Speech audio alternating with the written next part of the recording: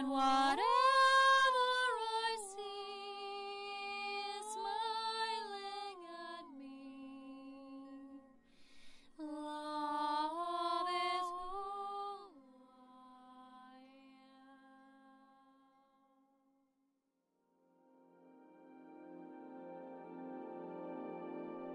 Hello there everyone, and welcome to this video today with me.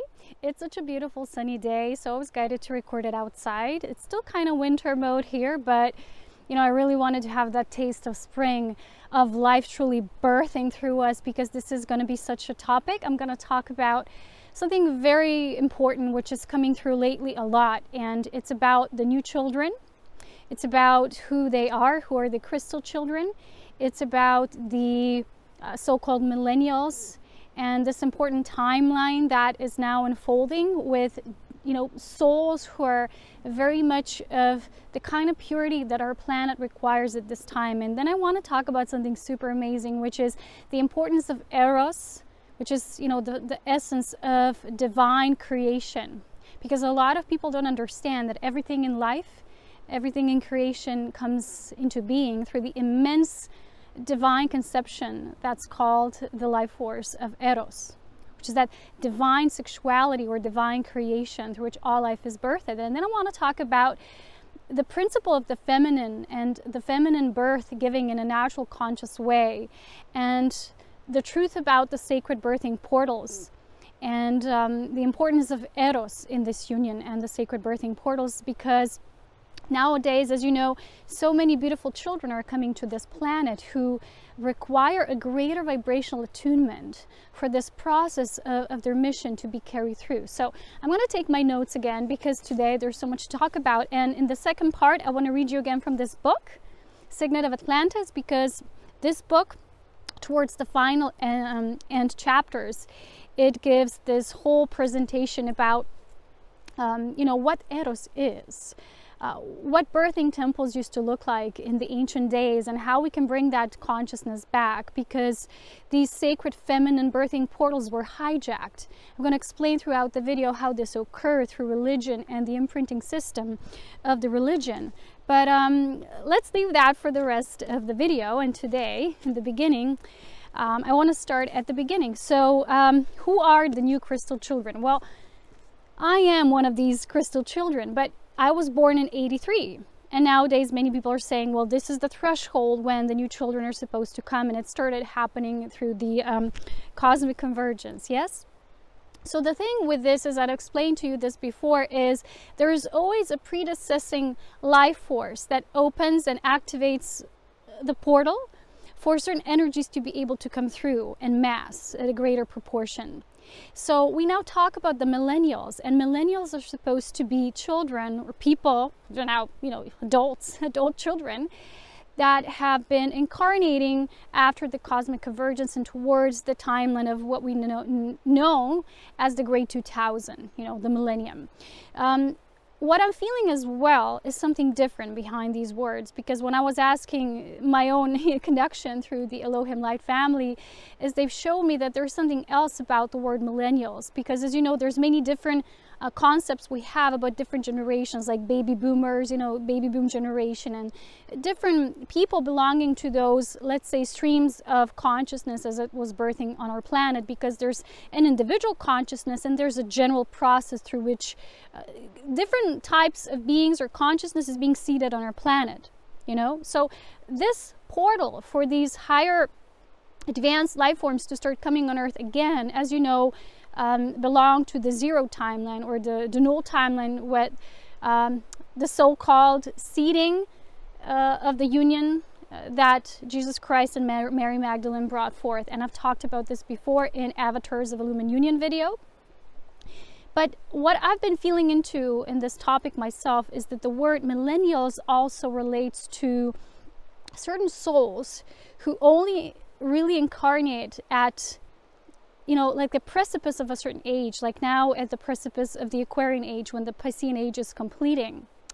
And why, in my own terminology through spirit, the word is millennials, is because they only, let's say, as these ages are approximately 2000 or 2000, what is it, 200 years of lasting, right? So they come at these specific timelines to be the new force of the principles that will kind of like govern, you know, the modalities of life, or, you know, the creation of life at the level where life is currently evolving through. So in a way, millennials can be looked upon in many different levels. You can read on Wikipedia nowadays about millennials as just a certain type of generation.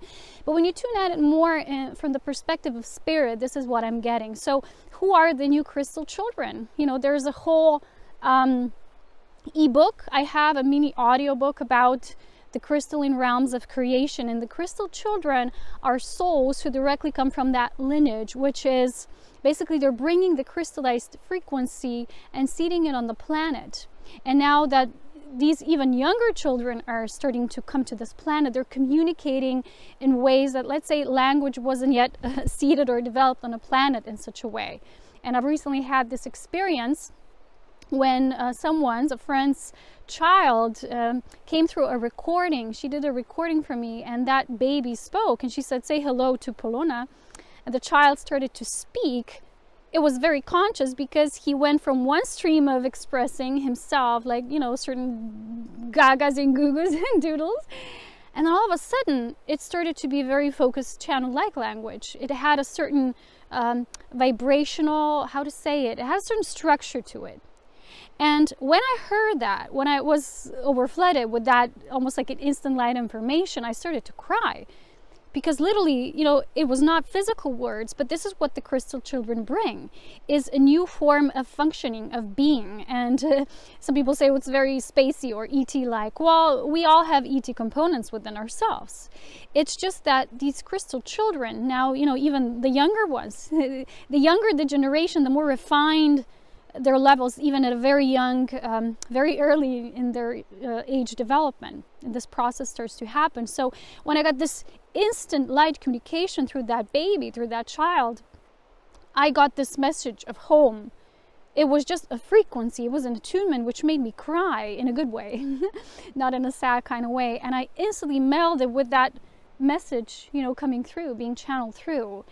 And it was so pure. It was such simplicity that at that very moment when I got the channel, I felt immense light activation taking place within my body, activating something probably in my dormant DNA. Because this is what these children do.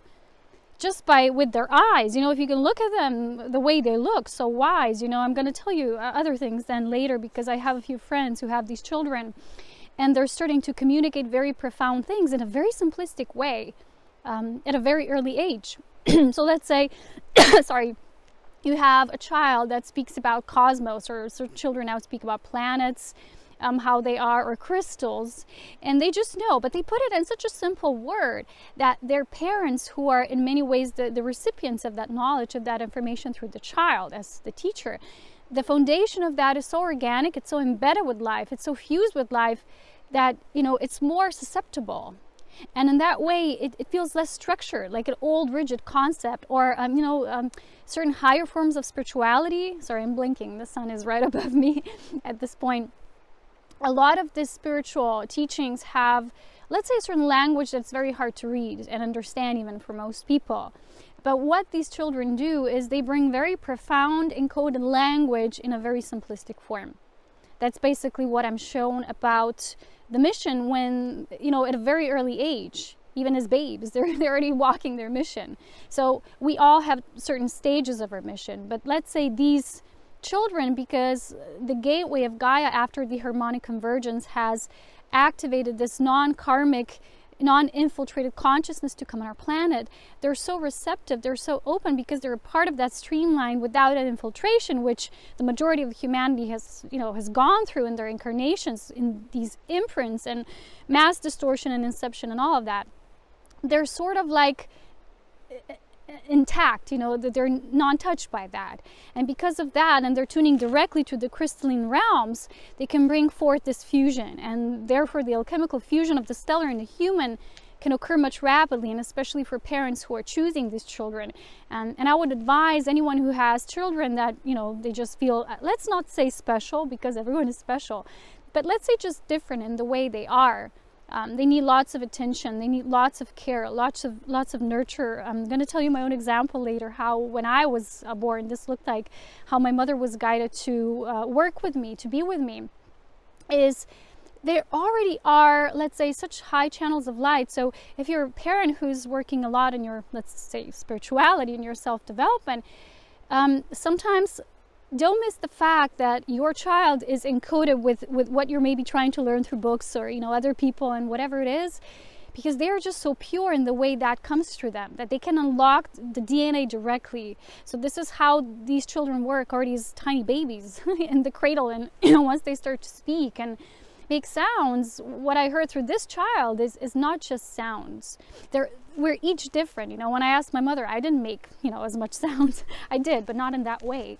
But when I heard that child, it was like every time I heard his voice, you know, and his expressions through the throat chakra and communication centers, I had immense goosebumps all over my body, and I just knew, you know, it's being activated.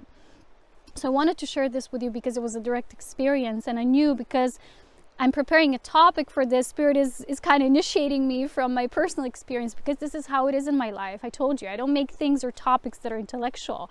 I might read, gather a little bit of pieces of information. I feel what I want to talk about because it's already, you know, like implanted within me. And then something will come that will become a part of the experience I can share with you. So after the 87, which is known as the harmonic, I call it the cosmic convergence, was a very special timeline, because Earth was given this dispensation to release this idea of, you know, karma. We need to incarnate through karma. It was a very difficult construct that was very challenging in a way to overcome for, you know, the soul, the group soul of humanity. So when this was allowed, let's say the piercing penetration of these celestial beings, or beings who are of crystalline consciousness, was able to come in mass and just wash over this planet. And if you watch videos from Patricia Cota-Robles, one of her last video blogs, a few of them was about the new children, the millennials, how they're being in a way impacted through, as you know, the changing of our environment, lots of toxic food and pollutants and all of that, because this is how these children are being kept asleep. That's the only thing that's still keeping many of them asleep, because they're already naturally attuned like this. So she made these videos to assist humanity to start, you know, sending light and doing conscious action that would contribute to the liberation of that. And this is why I want to dedicate my video to this, and to dedicate it to understanding what these birthing portals, these birthing things are all about. So I'm going to make it in different segments. One will be about the children, the other one will be about the birthing portals, so it doesn't get too long in one segment for you to watch, okay? So sometimes people feel pressured if it's too long of a video. So the first thing is, I want to talk about how to be with these crystal children, how they radiate, how they have these the essence within them is so strong, you know, that just by looking at them, they can activate through the eyes. A lot of, like I say, the baby talk is not just baby talk. Listen, if you are a conscious parent to such a child, just listen to them. Don't try to understand them, but listen to them, because when you're open, you know, I'm fully activated in that way, and I can feel. And sometimes you might say to a parent who has that kind of child, look, don't you see what's happening there? And they're like, nothing, you know, just baby talk. It's not just random baby talk. Just listen to, you know, I felt an instant shift, because when I had that experience with that child, he was fully conscious, even as a baby, because the moment she said, say hello to Polona through the voice recording, the child responded. He paused for a bit, and then he changed his language structure. And it had a pattern, and it was lots of sounds he knew how to produce, and I can tell you, it was like light language, because I've heard many dialects of light language, because in the summer days I can just lie, you know, under the stars and listen, and I start channel light language. It's basically just for me for a while, although I know I can speak it. No, it's just different dialects, and you don't have to necessarily understand it like word per word, because it's not like that. It's more like a translation, a transfusion of consciousness that's direct, and it gives you a knowing. It gives you this instant liberation and a welcoming, a feeling home, because this is what I felt after listening to that recording, and I started to cry. It was beautiful. So I'm going to give you an example how it was in my life, because The first thing is that I think before even I was born, everything in the system tried to prevent me even coming to this planet. And I don't usually talk about this because it's kind of like, you know, dark versus the light. But there was, in each trimester, my mother had certain difficulties that could, you know, make her lose the child. But I'm not going to go into the details. But in the last segment, as I've told you before, I came out through the cesarean. And the thing was, it was almost in the last seconds, but how the light intervened in that moment was there was a doctor who couldn't do anything. He was just looking at what's happening. And then the next doctor, the shift was there. He came in and he said, wait a minute, you know, just put his hand there. And he knew instantly. He said, we're chasing last seconds. Just let's go to the room. Let's go to surgery. And then I came out as a blue baby, literally. So I had an umbilical cord around my head, and a lot of these children of very intense frequencies experience that or something similar. Their births might be challenging because of the frequency the mother carries within her own embodiment, and there's a lot of needing to match that with, you know, the fetus of the child, and then the soul energy is like a constant walking experience. It keeps coming in and out. It doesn't fully embody. We say, well, it fully embodies after 3 months. Not even that. You will see in this book, if you're going to read it yourself, which I highly recommend to everyone, especially those of you who are conscious parents and have these little children, and it's just, the book is about everything, but is a strong emphasis on the liberation of the feminine principle and us really living as we're supposed to live and create as we're supposed to create. And this is what the mission of many of these beings and these beautiful children is about, to bring back this world of knowing, of purity, of sovereignty, of integrity, of constant direct connection we have, because that's what they had.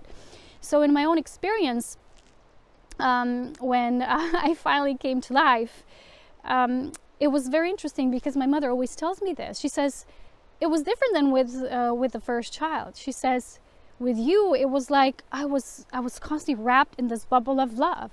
And she was somehow guided, and I think it was her spirit and my higher self and her higher self. She said she was just guided to just be with me all the time. She said sometimes we just spend days just being with each other, and I was totally immersed in you. I'm like, wow, that's so interesting to hear. And she created this sacred space. I never had a more beautiful time in my life than when you were a little baby. And funny thing is, once she started taking me out, she always tells me these stories, how people were always guided to come to me. They just came to the trolley and they said, wow, this child's so beautiful. I was nothing special. I was just like anyone else, just baby, looking like a baby. And I think it's when we as crystal children, when we still have that purity intact before, you know, we're bombarded with the outside world and the chemicals and the toxins and the people and, you know, the everything in our society, we have the highest purity. You know, after we awaken, we start regaining that back. But the issue is, you know, our parents are not always conscious. And the thing is, again, even like when you create your own sacred space, the same goes for your child. And although that child is already naturally protected because they exist within this beautiful bubble of love, as a child, you still have, as you know, this matriarch. You are, in a way, this midwife of their experience before they can start growing on their own, before they enter their own evolutionary process. Because I'm going to tell you later through the example I recently had with a client in a session with the divine companion, and she said something about her child and their karma playing out, but they're still at a young age, I think around 10 years old. And I said, look, kids don't start acting on their karmic whatever, even if it is karmic. In many cases it's not. It's just the imprints they're taken over, which, you know, we say karmic because we're used to that term, but what is karma anyway? Who knows? You know, we pretend we do because we read about it, but we have to be more in direct response to what this really is, by observing the child, by observing ourselves, because they're such intense mirrors. And usually before a certain age, before their lessons in life, let's just call it lessons in life, will be even allowed, they will exist in this impenetrable bubble. So if they will have certain actions, reactions that you would say, that's funny or strange, or it's a mirror of something, or it's triggering me, it's usually because they're acting out as an agent to assist you in seeing what maybe you yourself wouldn't see. So don't jump to conclusions if your child is still very young that, oh, this is their karma, or they're acting out this and that, or especially people who look into their children's natal charts. it's still too early to make such, you know, assumptions, because they're given a certain time in which they need to first develop their body to be able to even work with the level of, you know, that we need when we start the integration process and we go through different levels of our, you know, growing up, let's call it like that. So I've talked about the light language. Observe that. If you're a parent, really observe that. There's much books, I think, now written about this, and how these children are truthful, and sometimes they even act out. Why do they act out? It's not because they're so spoiled, or because they are just, I don't know, intolerant to certain things. It's usually because there's such a clear channel that, let's say, you say, well, my child is always angry. Well, look at the environment where you're living. Perhaps they're just strongly channeling the energy of that environment, because a lot of them are so hypersensitive that they're giving us a clear vision of what is in this harmonious alignment. And then a lot of parents, and I have one of these friends here where I live, this beautiful lady, she has 2 small children, and she's been sharing with me how after having them, she started to wake up, she started to change. Before, she was totally different. And they're totally calling her to be always with them. She's so with them. She's so in them, because they're like activating triggers for that awakening consciousness in a human who's supposed to awaken. So observe the light language, observe their patterns of behavior. Don't, as a parent, say, this is because they're like this, or, you know, a lot of, when I see parents, how they act towards their kids, so many times they're just, you know, they're like determining them how they are. They're like making assumptions, or saying, don't do that, don't do this, don't do that, instead of really observing them, instead of really being with their children, seeing when they're making a call for themselves, or when it's a call of, you know, channeling a certain environmental energy, or maybe in your family they will have a clear channel. So if you have anger, maybe it's even suppressed and you don't know about it, the child will show it. And remember, it's not until their full development in their growing up process that they will start living out their own lessons. So it's probably because something within you, within us, is being projected. So they have very strong wisdom also at a very early age. One of the examples is a child from my sister. And she has 2 children, beautiful angels. And she tells me, well, my kid, her son, is still very young. He's always talking in school about cosmos and planets, and even the teachers are looking at him like, how does he know all this? You know, I started watching YouTube videos about it and just self-learning. They're all self-taught. They're like little tiny wizards, you know, and princesses. So at a very early age, we have to start observing what they're showing us, because a lot of concepts we have built even through just science alone, they're going to bring in this new energy when we can just, by naturally observing the phenomena of life, know much more and gain this wisdom ourselves. So to have this profound wisdom and to be very outspoken, because let me tell you my own example. When I was much younger, when I was a little girl, I wasn't outspoken like I am now. I was very shy, but I wasn't shy within myself, because when I was still very young, when these filters from other kids, you know, and the society didn't yet, you know, evolve to affect me in a certain way, I was much different. I was always coming home from the kindergarten all dirty and playing with everyone and giving everyone my toys. I was like very communicative. At a certain point that stopped, because I felt the pressure of sometimes the fearful aggression and that behavior from other children, and it made me close up. And I closed up entirely, I think, until at a certain point. You know, I had to go through the schooling system. I was never fully myself. I was struggling within myself because it was so hard for me to relate to the world. The inner world I had was so pure, the outer world somehow didn't match that. And it's very beautiful to start at a very early age to show these children how this is a step-by-step process, and to just start teaching them these concepts about life and mirroring and all of that, because they will understand it. Because we always say, oh, we want to protect them, you know, but we have to, you know, it's approach in a playful way, not passing this along as, you know, this elder wisdom that's complex in nature, but very simple way, in a very kind of like playful, metaphorical kind of way, but bringing the truth. There's no way of sugarcoating the truth to these beings. There's no sense of overprotection. That's just protecting ourselves, to, you know, because we feel fear from something. But a lot of their mission is connected to dissolving the fears that their parents still have and the way society works. Because the hardest thing now is, you know, when I heard that even at a very preschool age, they're already giving children tablets, PC tablets, and they have to learn. And I'm like, you are totally suppressing their natural creative abilities instead of going out in nature and painting and all of that and making art and singing and dancing. It's all like already formulating them into this artificial intelligence concept, and this is a very dangerous thing, not to mention the propaganda through media and all of that. So strong wisdom at an early age, they're already starting to teach people at a very early age, and emitting strong frequencies. I've already shared with you, like they have an immense sense of love, like deep love. Recently I was sending playful videos to my friend, and her little child was there, and he saw it, and I was being goofy, as I always am, you know, especially on Instagram. You got to see that in my stories. So her boy, he sees my video and he says, "Oh, she's so cute, she's so adorable, I just love her." And then he told her, he's so young, you know, he's like a little boy, he says, from now on you have to show me every picture and video she sends you." He doesn't want to miss out on anything. I'm laughing. And then he sends me a video when he tells me in their language how they say I love you, and then he gives me a kiss, and I'm like, oh my God, again I start to cry, feeling all moved and touched, and I'm like, this is the depth of love they already have, and it's our role to continuously honor that and encourage it instead of suppressing it.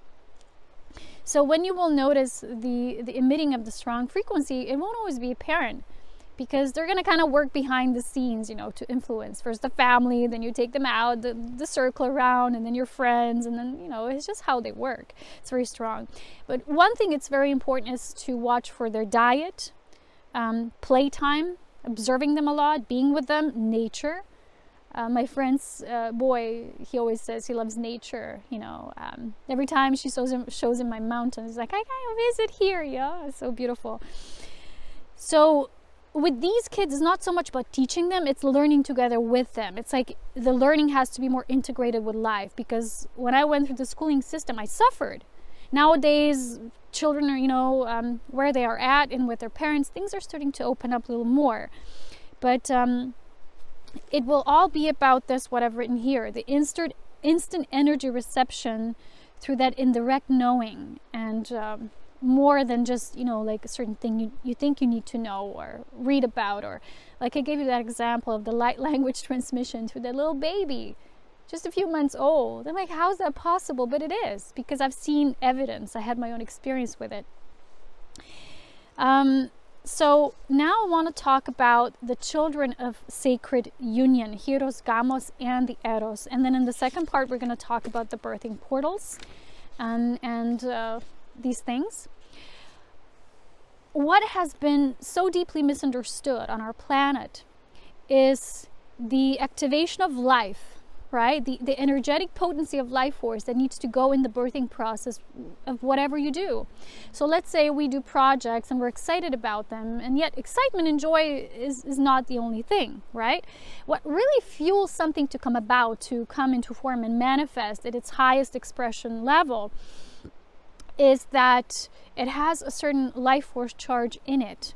And if you're going to read this book, in this book there is a beautiful description of how once, when they had this knowledge, when they went into union consciously, they always knew, they said, we want to have this child of intense stellar knowledge and this being who will come to be as a teacher for our community. They went consciously into the union process, into the merging sexual process known as the Eros Gamos, or the sacred union, which, you know, I talk about a lot because it's just natural to me.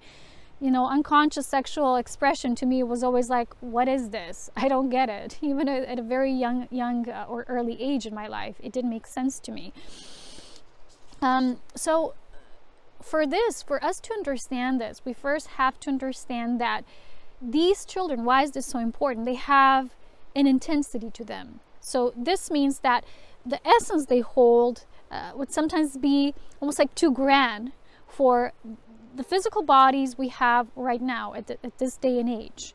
Because as you know, we're integrating new and new strands or levels of DNA, but we're still not that fully operational, what people call fully operational multidimensional 12-strand DNA being in the physical. So what these children are bringing, it's almost like each and every one of them is bringing an infusion of light, so this could happen for the embodiment process of the human being and the human kind at large. But for these bodies to be able to even hold that essence, to come into form, to eventually not just come as a walk-in, but to embody a certain body, to be there as an inhabitant for full-time, right, a full-time job, they have to have a certain charge to it. And that's why the potency of the sexual chemical union is so important. So I'm going to try to find in this book some paragraphs that relate to that. And there is this chapter in the book, I don't know, it's the final one. Let me see. It's called The City of the Goddess, and it's eventually describing these birthing portals. But it talks about the importance of Eros in this union, because when this intense sexual force that we know as Eros is understood at the source level, when you know that source is pure Eros, is pure union, they will start to understand why sexuality has been imprinted and indoctrinated so much on this planet. And in the second part, we're going to talk about the birthing portals and how they were hijacked and how we can liberate them and liberate ourselves so that women can start giving birth consciously once more. So let's see. There's something else I want to say. Okay, we're going to talk about this in the second part. It's hard for me to decide what will be in the second part, but I want to read you here from the book, and maybe then we move on.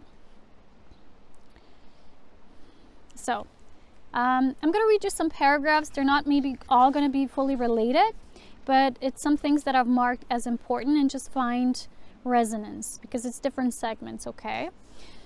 So the first part of this book starts with, this chapter starts with Inanna and her describing the original birthing process and the fusion of what we know as the Nibirians, and I've talked about this before, this fusion of the stellar and the human, and how they once knew this process to be, what it was supposed to represent.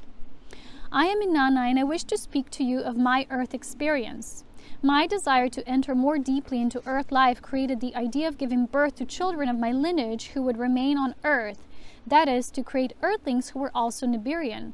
Thus, the age of the great goddess culture had arrived. Gods and goddesses walking the Earth while still being connected to the cosmos. First, I created birthing temples. Then I began experimenting with sex and gestation. My struggle to allure an earthling into sex with me is immortalized in the ancient Sumerian tale of Inanna, Ishtar, and Dumuzi, Tammuz. Before this time, many male gods had joined with earth women who had then given birth to demigods, but my work was the reverse. I was the first Nibirian female to give birth to the child of an earth father. In fact, at that time, this was the only way to ensure that the children of Nibiru would remain on Earth. Their Earth fathers would force them to remain and build families. Unfortunately, though, this need also created the patriarchy. And the patriarchy would later destroy the very goddess culture that had created it. It was tricky to bring multidimensional beings into solid form. Another problem also unforeseen by me was that many DNA memory codes had to be shut down. If the Earth children from Nibiru remembered how to ascend to the fourth dimension, they would not want to stay. As you can see, the work of anchoring the fourth dimension into the third, the ultimate purpose of linear time, has been very traumatic, and I would never have tried it if I had seen how difficult it was going to be. I worked on conception by utilizing light meditation as the sperm pierced the egg.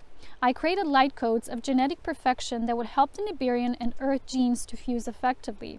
This vibration also infused the zygote with a memory of the source, the galactic center. So this is about the conception. But before this, even before this, as beings of light, created through the divine immaculate conception principles held at the level of the Elohim, through the what I call the orgasmic fusion.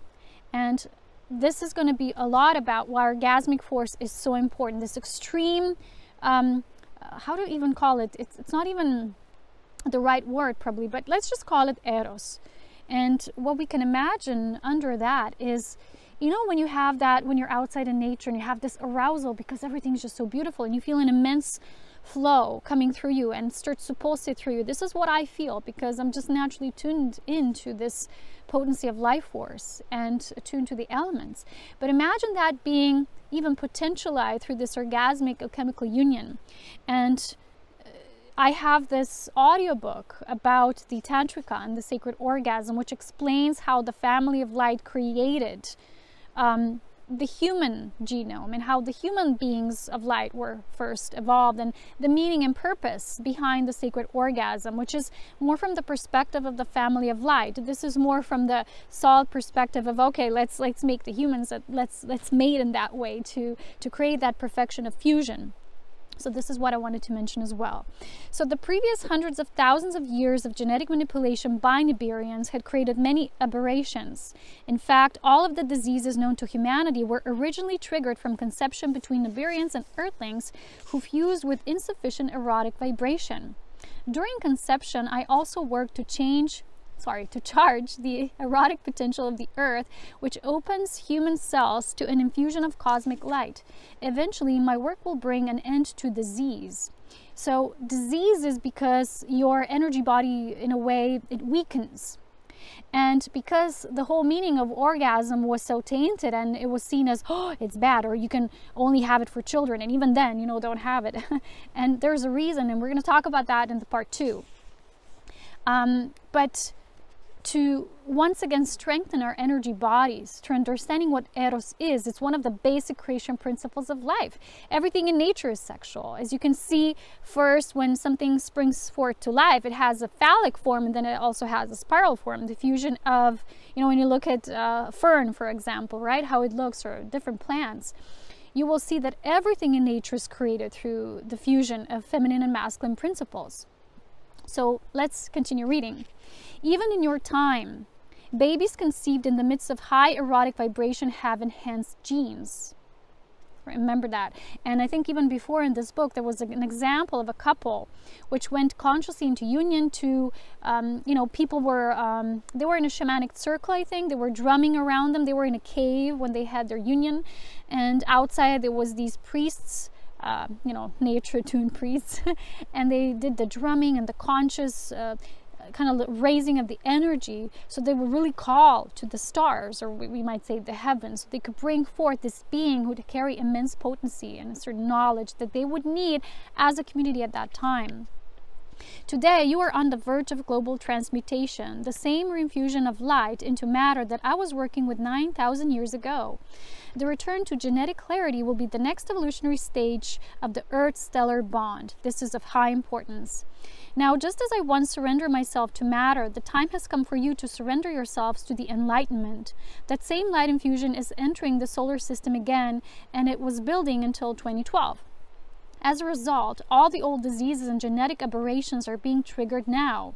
That's why people have so much coming to the surface, because that's being literally cleared out of the DNA. And like I said, these new crystal children, they immediately reprint, or, you know, it's kind of like repattern the whole matrix system of the genetic lineage at a very early age, which is something that most of us had to do through time, you know. Okay.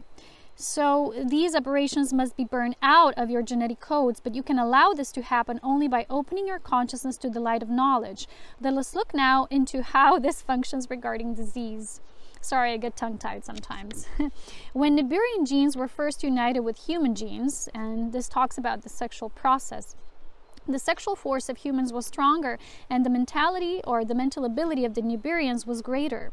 The immune system is vitalized by sexual energy, and the brain is synchronized by mental force. However, in humans, the immune system is strengthened by sex combined with feeling. This is what differentiates humans from animals. Therefore, sexuality without love becomes dangerous to the human immune system. Conversely, the mental superiority of the Nibirians did not mix easily with the evolving Earthling. This created diseases such as Alzheimer's, which is triggered by too much left brain activation, and heart disease, which tends to arise when the feeling center is ruled by the mind. The Nibirians possessed fabulous left brains, but the development of their right brains had been stunned. Now, as we struggle to synchronize our brains, peculiar diseases are manifesting. naturally. Already a series of early waves of light from the galactic center have been correcting DNA mutation and activating brain synchronization. So I talk about the galactic pulse of light and how to attune to that natural galactic consciousness. And that's why I created all of my courses, and especially Tantrika Life Force Mastery, which again gives you that reattunement with the galactic center and the galactic pulse of light, so that just like I am in my life, you're constantly charged through the potent life force that surrounds everything that is in everything. The new genetic code will be in tune with the source, free of disease and protected by a strong immune system. Now you must enhance your sexuality by using it only with love, and you must quickly synchronize both sides of the brain. So, the second stage of my work as a Nana involved the birth process on Earth, and through many lifetimes I learned a great deal from which modern women and men could benefit. Sure that. One of the most basic of my teachings is that a genetically valuable fetus should not be aborted. It is important to understand that the soul does not enter the fetus until the exact moment of birth, you see, but that nevertheless the fetus has inherent biological value from conception. When humans learn to value the biology of Earth, to respect the exquisite and perfect power of Gaia, then there will be fewer abortions. Another area that I explored was the fetal environment. I discovered that if a fetus is given proper nurturance, it will imprint very few, if any, negative patterns. However, if the fetus is not nurtured during development, it can carry severe negative emotional and cellular imprints at birth. Such imprints can also occur during the birth process. Notice that emotional and etheric imprints can occur in the fetus even before the soul fuses with it. These imprints are the most difficult ones to identify during later life by an individual seeking healing. After the fetus has matured and the time of birth has arrived, it is ready to receive a soul. The way this works is that a soul assesses the earth realm, searching for a means to gain experience on earth. There is much misunderstanding about this moment. For example, some people say that the soul does a scan of the parents, including a review of their bank account, future plans, and housing. This is funny. The idea of such analysis is ridiculous and very funny, illustrating how little humans understand about multidimensionality and the cosmic synchronicity principle. The soul simply attunes to the cellular matrix of the fetus, and the solar magnetic field calls the soul into time. That calling into time is triggered by the power of the lunar nodal axis, the gateway into Earth, and Inanna guard. The soul's entry is not a rational third-dimensional scan of possibilities. It is lured into life by genes that love it. Matter is very creative. Magnetism rules the patterns of life, and they function at their optimum in a climate of deep feeling and love, the real energy of the sun. Thus, the soul searches for and is drawn to a fetus that carries a vibrational attunement, that's most important here, to its essence. Again, you see, you as an essence being, kind of like want that synchronization through the fetus and the parents at large. So therefore, again, the vibrational attunement to its essence, its creative life in the sun. Then exactly when it enters, there is an electromagnetic field imprint, the astrological chart, which offers all of the possibilities for advancements of that soul karmic pattern. Usually a soul of very exquisite resonance will be drawn to a similar fetus. For example, parents who are very spiritually advanced can actually draw a being to them who shares their developmental level. They can create a fetus that will be a teacher for them. Again, this is about these new children I've talked about.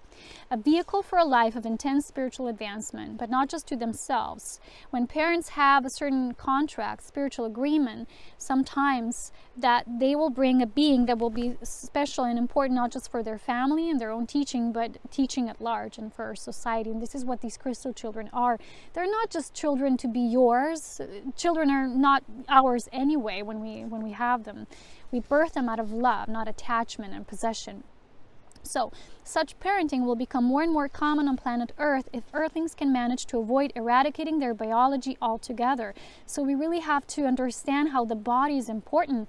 And women who are not really conscious about their bodies, and even during pregnancies, especially, it's very important how you are firstly within conception, at the time of the conception of the child, to go into it consciously. Not a lot of people do that now.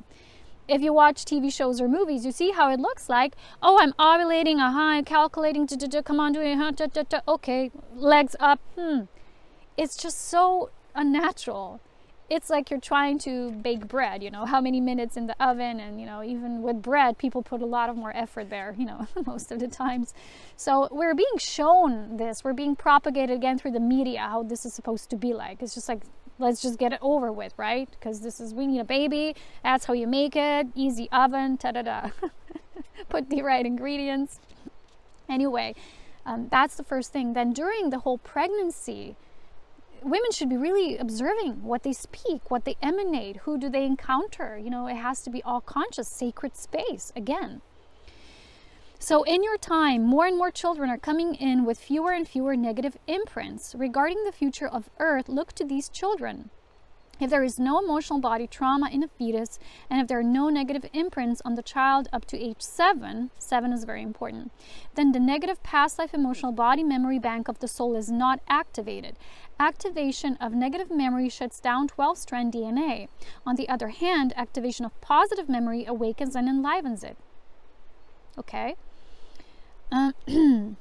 I also discovered that in the child's early life or in the womb, traumatic events can trigger negative memory patterns. Of course, one of the reasons the soul incarnates in the first place is to activate negative imprints in order to clear them and progress. But ideally, these imprints are activated after age 7. It's very important. When the child becomes conscious of itself, and sometimes even later. So the conscious child is able to learn from its experience as it is occurring. This is called being in the moment, and the child can clear those imprints the soul has chosen to eliminate. So basically, Immaculate Conception, we've had this false idea of what it means. In truth, the Immaculate Conception is conceiving a child.